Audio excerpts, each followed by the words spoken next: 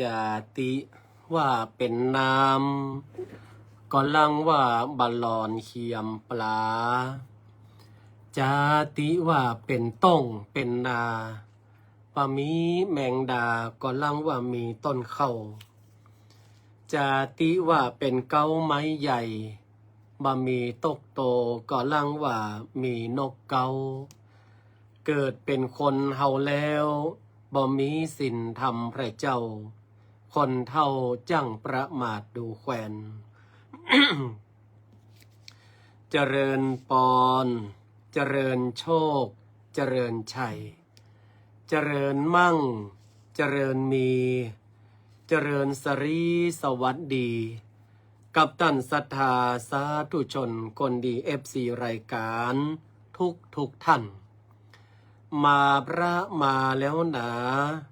ญาติโยมศรัทธา มาฟังพระครูวิโรจน์ชยาภรณ์วันนี้นำสุ่มนำเสียงอาตมาภาพนั้นก็แหบแห้งไปมากพอสมควรศรัทธาญาติโยมก็เลยเป็นสาเหตุว่าบ่ได้ออกรายการ บ่ได้ออกรายการเพราะว่าต้องรักษาเส้นเสียงที่จริงแล้วหมอเปิ้นฮื้อพักเสียงเนาะวันก่อนอาตมาภาพนั้นไปเข้าโรงพยาบาลเปิ้นฮ้องว่าแบบฉุกเฉิน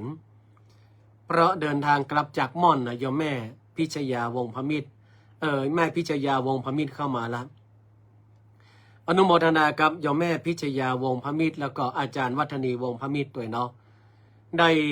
ร่วมทำบุญปัจจัยมา 1,300 บาทบำรุงพระสงฆ์สามเณรวัดโบสถ์นามดิบอาตมาภาพได้รับแล้วเนอะอนุโมทนาท่านอาจารย์พิเชษฐ์วัดนาแช่มงแช่งมงแช่งมง อ๋อช่วงนี้ดักปิ้งยินวอยแต่ตั้งแต่บันไดเจ้าภาพพญานาคนี่นะพระทยาลับดีนอนดีเนาะท่านอาจารย์พิเชษฐ์เนาะ แปลงพระเจ้าตันใจเหี่ยองค์นี่นะโอ้เป็นดีข่อยวัดนาแจ่เปิ้นแปลงอะอย่างก็ได้เจ้าภาพแบบตันอกตันใจประกาศวัน2 วันได้เจ้าภาพหมดละศรัทธาญาติโยมวัดโบสถ์นี้เสียงปล่อยแหบปล่อยแห้งดอกยังอยู่ยังเก่าอาตมาภาพกลับจากงานที่ม่อนพญานาคราชในขณะที่เดินทางกลับเนี่ยมีอาการปวดหัวศรัทธาญาติโยมปกติแล้วกินยามันก็จะหายเนาะแต่ว่าวันนั้นเนี่ยกินยาแล้วบ่หายอาตมาภาพก็ปิกมาพักที่วัดนะจนถึงในเวลา6 โมงแมลงมันบ่ไหวละมันปวดหัวขำมันสุดแสนจะบ่ม่วนมันเป็นไข้อ้วไข้หักอย่างหัววันนั้นนะวันที่กลับจากม่อนพญานาคราชเป็นไข้อ้วไข้หักก็เลยบอกอัครวุฒิบอกว่าปาไปโรงพยาบาลกันพอไปถึงโรงพยาบาลเนาะที่จริงก็สมาธิหักลูกวัดไปแล้ว2 รอบเมื่อไปถึงโรงพยาบาลหมอเพิ่นก็ซักประวัติ สอบถามอาการซักประวัติแล้วเพิ่นก็บอกว่ามีอาการมีภาพซ้อนไหมเพิ่นถามมีภาพซ้อนก่อมีชาตามมือตามเท้าก่อหรือว่ามีอาการบ้านหมุนไหมอาตมาภาพไม่มีอาการเหล่านั้นแต่มันปวดหัวคำคุณหมอบ่ฮู้เป็นหยังปวดหัวปวดโอ้ยปวดนี่นะ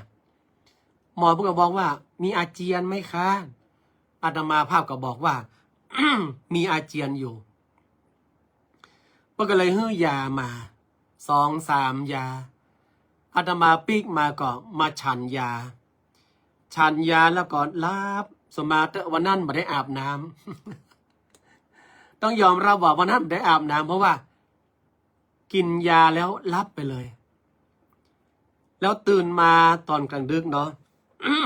เนนนอนเฝ้าอาตมาภาพก็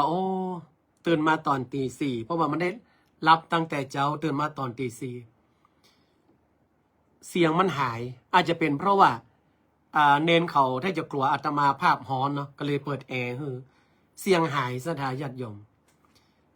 เสียงเป็นอย่างนี้อีนะแล้วเฮามาได้พักเสียงตัวเพ ราะอาตมาภาพต้องไปสอนหนังสือที่โรงเรียนพรหมจักรสังวรก็ไปถึงเสียงแหบเสียงแห้งนั้นนะแล้วตรงมาแถมวันหนึ่งก็ไปสามีจีกรรมที่อาตมาภาพโพสต์เฟซ ครูบาจงที่วัดศรีสว่างหางดงจังหวัดเชียงใหม่อำเภอหางดงขากลับก็เลยแวะที่หมอทวีที่ตลาดหิมปิงหมอทวีเพิ่งก็ตรวจหั่นตรวจนี่เพิ่นว่าน่าจะเป็นเพราะว่าหลอดลมอักเสบเพิ่นก็ฉีดยาให้1 เข็มแล้วก็ให้ยามาชันเพิ่นบอกว่าให้หยุด ยาเหมือนก่อนแล้วกินยาของหมอนี่7 วันแล้วก็ให้หยุดพักเสียงอาตมาภาพก็หมอพระครูวิโรจน์เนี่ยหยุดพักเสียงได้นะแต่ถ้าหยุดสักติดหนึ่งได้อยู่ถ้าได้หยุดเป็นเดือนหยุดได้หมอก็เลยบอกว่าอันขอหยุด1 อาทิตย์เนาะวันอาตมาภาพเลยมาได้ไปเตะตีบ้านอะไรอย่างก็พระธาตุเจดีย์สีเมืองโปงอะบ้านแม่ฮะหรือว่าแม่สักอย่างหนึ่งเนี่ยมาได้ไปเตะแล้วก็รักษาเส้นเสียงมาวันนี้ก็ยังแหบอยู่ เสียงอาตมาภาพก็ยังแหบอยู่ก็กลัวว่าศรัทธาญาติโยมจะถามว่าอาตมาภาพไปไหนจะได้มาออกรายการหลายวันก็เพราะว่ารักษาเสียงรักษาเส้นเสียงอาตมาภาพ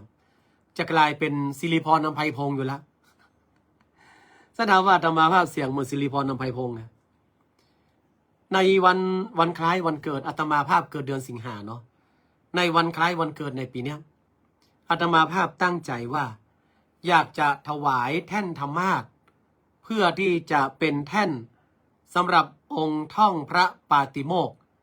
ก็คือการท่องศีล227 ข้อของทุกเจ้าในพระอุโบสถเพราะว่าวัดโบสถ์น้ำดิบเนี่ยยังไม่มีแท่นธรรมาสน์สำหรับการสาธยายพระปาติโมกข์ ก็เลยว่าอยากจะถวายไว้เอาเป็นพุทธานุสติในวันคล้ายวันเกิดในปีนี้พระอาตมาภาพมาได้จัดทำบุญอย่างใหญ่โตปีนี้ก็จะมีถวายแท่นพระปาติโมกข์ แล้วก็จะไปถวายภัตตาหารเพลพระสงฆ์สามเณรโรงเรียนพรหมจักรสังวรอาตมาภาพก็เปิดกองบุญนะเปิดกองบุญให้ศรัทธาได้ร่วมเนาะกองบุญละ99 บาทจำนวน299 กองบุญตอนนี้ก็มีศรัทธาญาติโยมแห่งหลายท่านที่ได้แจ้งเจตจำนงที่ว่าจะร่วมถวายกองบุญกับอาตมาภาพตอนนี้ก็เหลืองบประมาณนะแห่งประมาณ 10,000 บาทงบประมาณแห่งประมาณ 10,000 บาทก็จะได้ครบนะเพราะว่างบประมาณมันตั้งไว้ที่ 18,000 บาทสำหรับแท่นธรรมาสน์นี่นะ 18,000 บาทตอนนี้ได้ป่ายแล้วเหลือ11,000อาตมาภาพก็วอนอินวอนพรหมบอกเทบุตรเทวดาว่าขอให้บุญนี่มันสำเร็จแล้วอาตมาภาพมาออกรายการเนี่ยก็จะไม่ได้ออกรายการอย่างเมินนานตานเคินเนาะก็อู้ไปจิบน้ำอุ่นไปก็ท่านใดจะร่วมกองบุญละ99 บาทก็สามารถแจ้งความจำนงได้เดี๋ยวอาตมาภาพก็จะได้มาประกาศอนุโมทนาบุญเนาะอย่างคุณโยมสุภัทรานี่ก็ร่วมมาแล้ว9 กองบุญใช่ไหมเนาะแล้วก็มีหลายท่านก็ต้องขออนุโมทนาวันนี้อาตมาภาพจะมาอู้ในเรื่อง มัทธกุณดลีมัทธกุณดลีทำไมอาตมาภาพถึงเอาเรื่องนี้มาอู้ศรัทธาได้ยินเสียงอาตมาภาพชัดเจนก่อนมันจะแหบไปหน่อยนะใครได้ยินชัดเจนยกมือใครได้ยินเสียงพระครูวิโรจน์ชัดเจนยกมือหน่อยมันแหบอาตมาภาพก็บอกว่าศรัทธาญาติโยมได้ยินเสียงอาตมาภาพชัดไหมแต่ก็อดฟังเอานะเสียงอาจจะแหบเป็นศิริพร อำไพพงษ์นะวันนี้นะโยมสุภัทราบอกว่าแชร์แล้วเจ้าค่ะสาธุ มัทธกุณดลีเนี่ยเป็นบุคคลที่ น่าสงสารศรัทธาญาติโยมทั้งเป็นบุคคลที่น่าสงสารแล้วก็เป็นบุคคลที่มีบุญโยมแม่บัวแก้วปู่คำชัดเจนโยมกันหาไทยนุโมทนานะร่วมบุญมาตัวชัดเจนไหมโยมกันหาไทยชัดเจนไหมแม่สมบูรณ์มาชัดเจนก็ทั้งนี้ชัดเจนอยู่แล้วเนาะ มัทธกุณดลีเนี่ยเป็นบุคคลที่น่าสงสารแล้วเป็นบุคคลที่มีบุญในคนคนเดียวกันน่าสงสารอย่างใดสัทธาญาติโยมมัทธกุณดลีเนี่ยเป็นลูกเศรษฐีนะเป็นลูกคนมีเงินอีกแต่ว่าวิบากกรรมป่อของมัทธกุณดลีอ่ะที่มันเป็นเศรษฐีอ่ะมันเป็นเศรษฐีขี้จี้แกเป็นเศรษฐีขี้เหนียวไม่ยอมกินไม่ยอมใจไม่ยอมจ่ายมัทธกุณดลีเนี่ยเกิดในตระกูลเศรษฐีก็จริงแต่เป็นตระกูลเศรษฐีขี้เหนียวต่อมาวันหนึ่งมัทธกุณดลีเนี่ยไม่สบายเราข้าทาสบริวารก็บอกว่าพ่อเศรษฐีตอนนี้มัทธกุณดลีไม่สบายเราจะทำอย่างไรพ่อเศรษฐีว่าใดหูก่อนที่เป็นพ่อของมัทธกุณดลีว่ะเจ้าก็ไปเอาหัวเผือกหัวมันพักไม้ใบหญ้าที่เป็นสมุนไพรมัดต้ม คนทั้งหลายก็บอกว่าพ่อเศรษฐีจะมาต้มได้อย่างไรเพราะที่มัทธกุณดลีไม่สบายเนี่ยมันมาสบายนักเลยนะพ่อเศรษฐีอีกยอมแม่นงครานพ่อเศรษฐีด้วยความว่าขี้จี้อ่ะ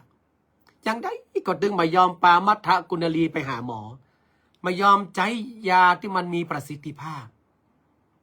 ทีนี้อาการของมัทธกุณดลีมันก็ทรุดลงเรื่อยๆเนาะเศรษฐีก็ว่าฮักลูกไหมรักนะฮักลูกนี้สุดแสนฮักแต่ฮักสตังค์มากกว่ามายอมที่จะเอาสตังค์เนี่ยเอาไปรักษามัทธกุณดลีผู้เป็นลูกจนกระทั่งว่ามัทธกุณดลีเนี่ยได้ขอร้องพ่อตัวเก่าครั้งสุดท้ายแล้วจะมาไหวแล้วบอกว่าพ่อพาฉันออกไปนอนที่ชานด้านนอกได้ไหมพ่อพาผมออกไปนอนตั้งนอกจานท่านใดก่อนถ้าผมจะตายผมจะขอตายที่มันบ่อึดอัดผมนอนในห้องนี้มาเป็นปีแล้วเศรษฐีก็บอกว่าไปได้เพราะว่ามันมาเสี่ยงตังค์นี่ก็เขาปามัทธกุณดลีไปนอนนอกจาน นอกชานนะก็หมายความว่าสามารถที่จะหันภายนอกได้อีกตนอในขณะนั้น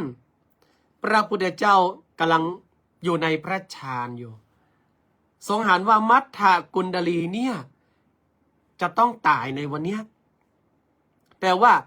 มัทธกุณดลีเข้ามาในฌานของพระพุทธองค์คือมัทธกุณดลีเป็นผู้บรรลุธรรมได้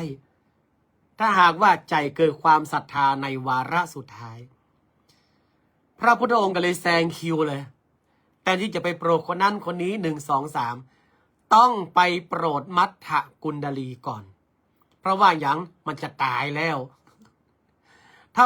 ถ้าไปโปรดไม่ทันนะตายแน่ๆเลยทีนี้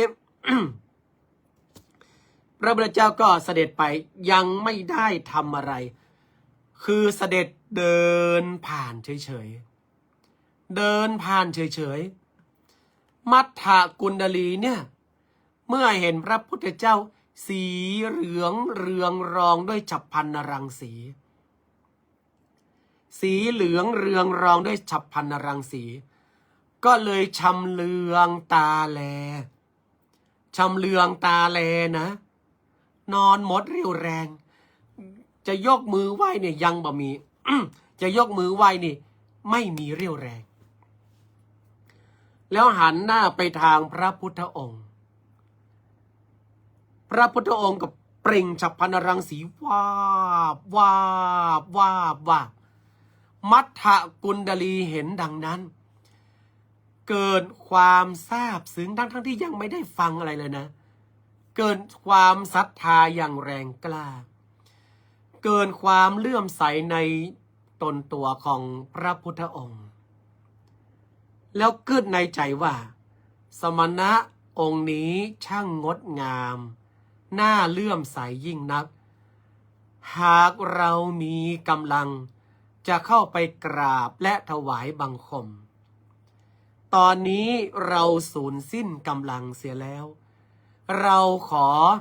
ยกจิตขึ้นกราบท่านด้วยความเลื่อมใสคือกราบด้วยใจมือมีแห้งมัทธกุณลี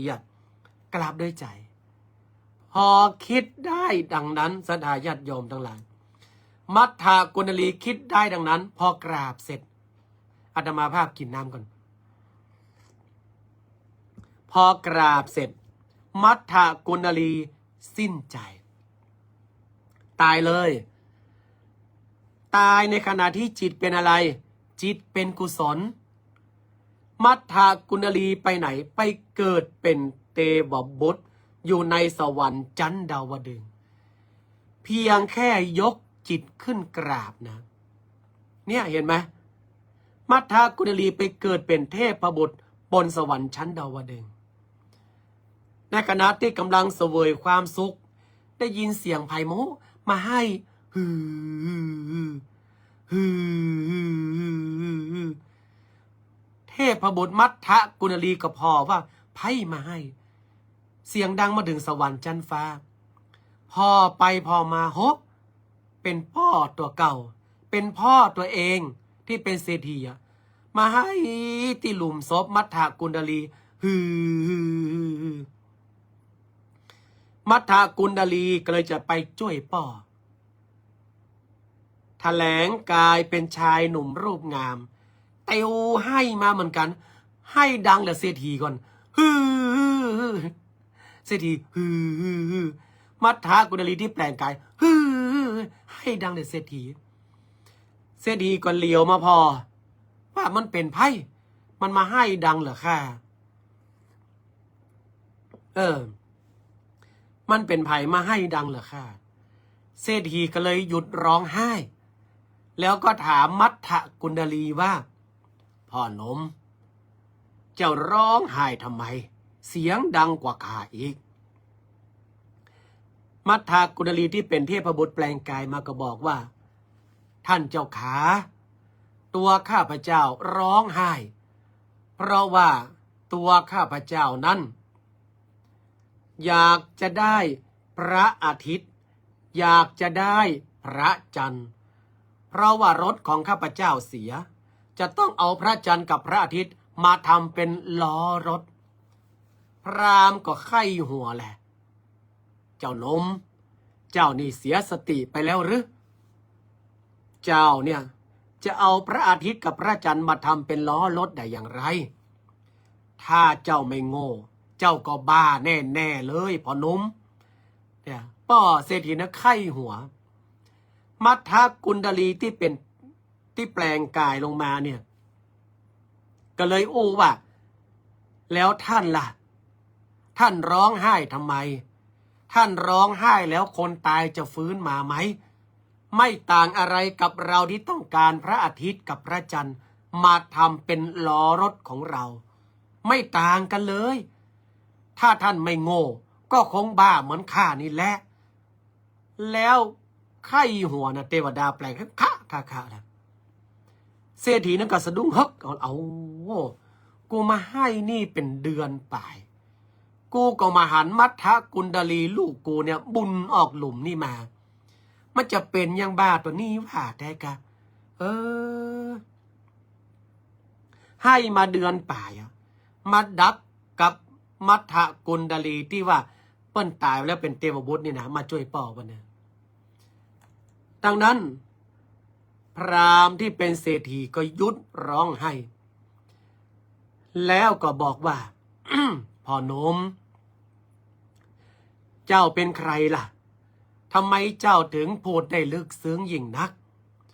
มัทธกุณลีก็บอกว่าท่านอยากรู้จักข้าจริงหรือโอ้พ่อหนุ่มทำไมข้าไม่อยากจะรู้จักเจ้า ข้าร้องไห้เสียใจมาเป็นเดือนได้ยินเจ้าพูดคำเดียวข้าคิดได้ทันทีถั่วงอกดิบใส่แก้วเทน้ำร้อนใส่จนท่วมจนถั่วงอกเหลืองนิดๆแล้วเอากินกับก๋วยเตี๋ยวได้เลยเนาะนั่นอาจารย์น้องเคียดงาใส่เนาะ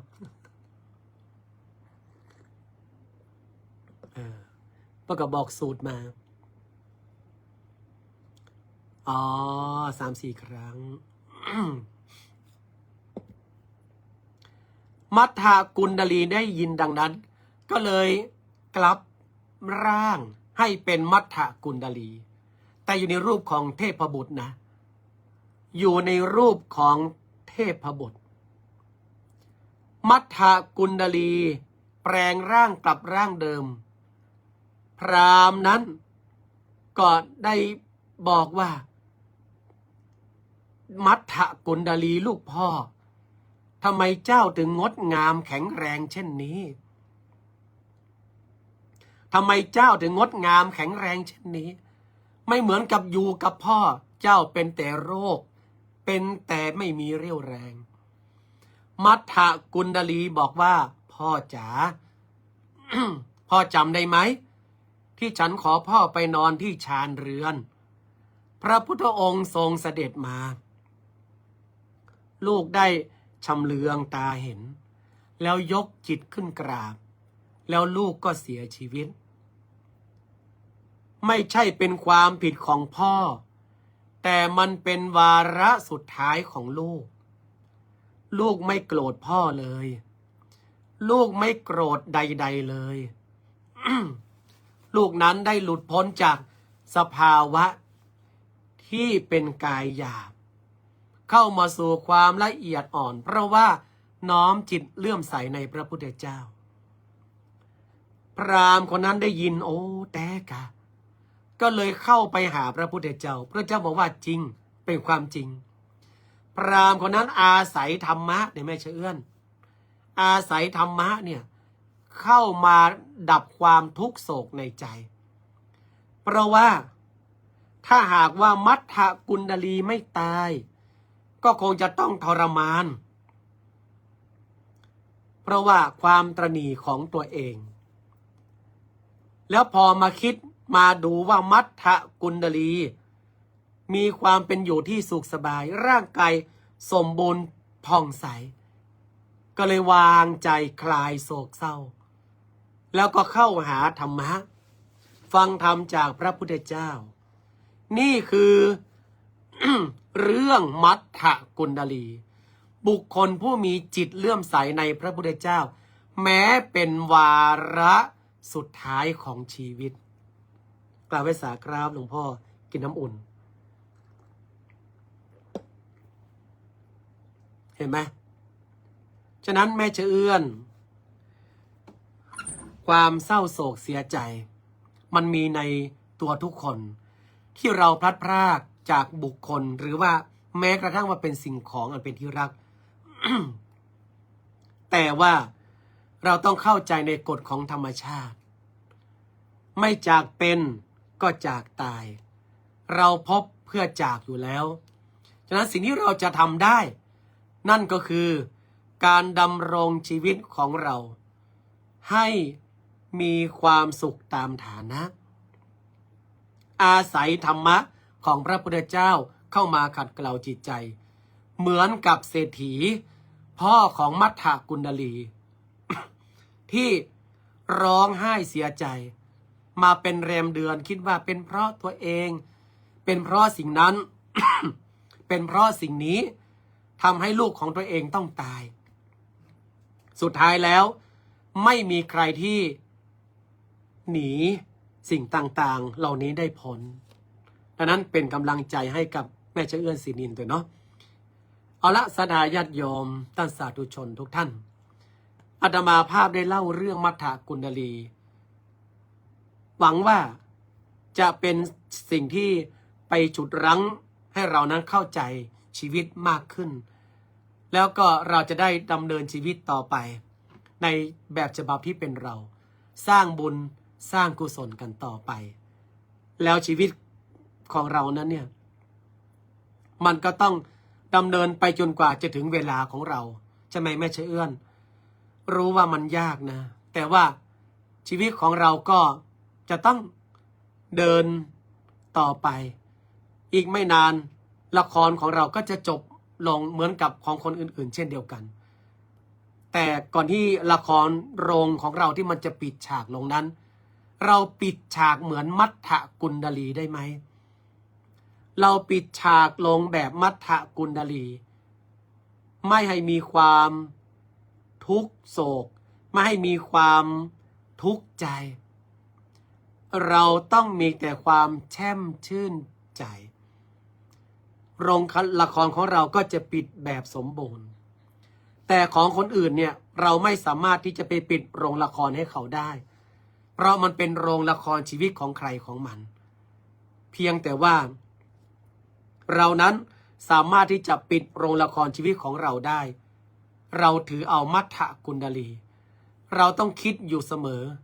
อะไรก็ตามยามไหนก็ตามที่เราคิดว่าโรงละครของเราใกล้ปิดให้ทุกคนคิดเรื่องมัทธกุณดลีแล้วชีวิตของเราก็จะมีความสุขตามที่เราต้องการ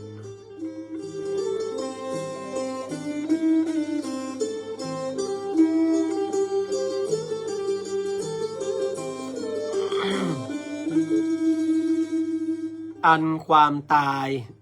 ชายนารีหนีไม่พ้นมีหรือจนก็ต้องตายกลายเป็นผี ถึงแสนรักก็ต้องร้างห่างกันทีไม่วันนี้ก็วันหน้าอย่าเชือนเอ่ยขอนำรายการจากลากันไปก่อนนอ ป้ากันใหม่ในวันพรุ่งนี้สำหรับวันนี้บุญรักษา